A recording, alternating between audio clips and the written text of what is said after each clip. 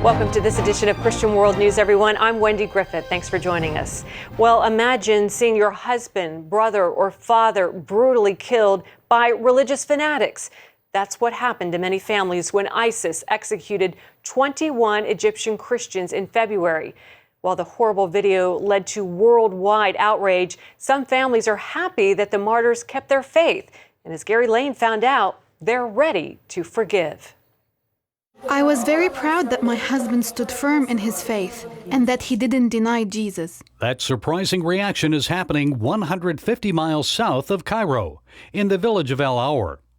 Residents there honor the sacrifice of 21 Egyptians brutally murdered last February by ISIS. Their pictures are prominently displayed in the sanctuary of Virgin Mary Church. 13 attended this church.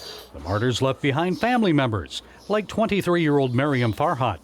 She became a widow when the militants beheaded her husband Malik Ibrahim in Libya. She first learned of his murder when she saw this now infamous video on local television. We were very sad for the first 2 days, but we hadn't seen the video.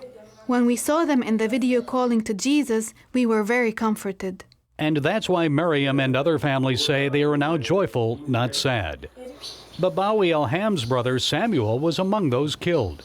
We were always praying that God would make them steadfast in their faith. We were very happy with what they said on the video, Jesus Christ, have mercy on us. When we found out they had been killed for being Christian, we were very comforted because these were God's children and He took them.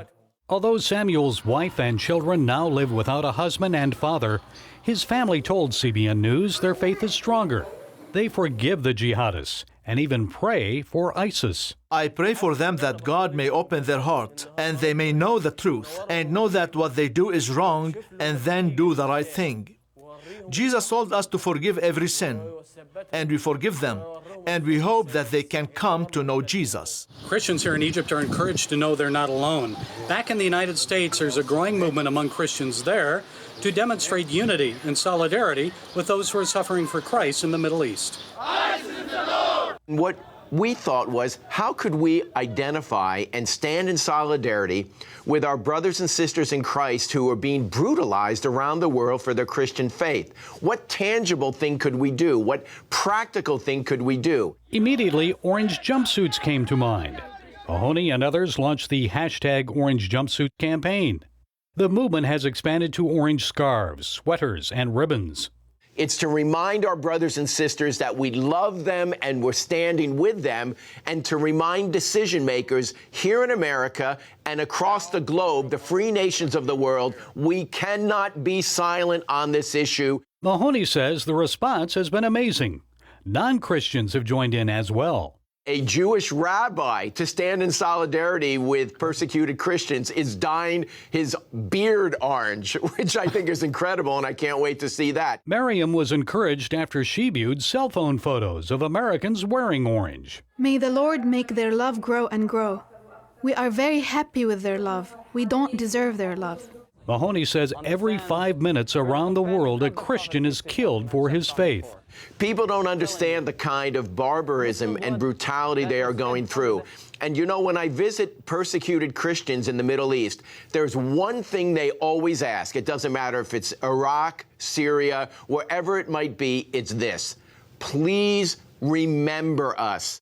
And wearing orange on the job or at church helps people remember them.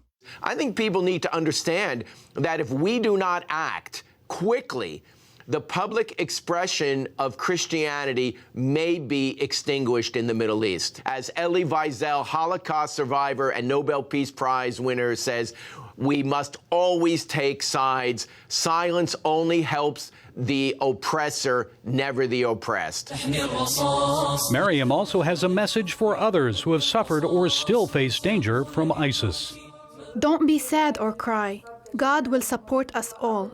He will fulfill His promise that He is the father of the orphans and the widows. Gary Lane, CBN News, Cairo, Egypt.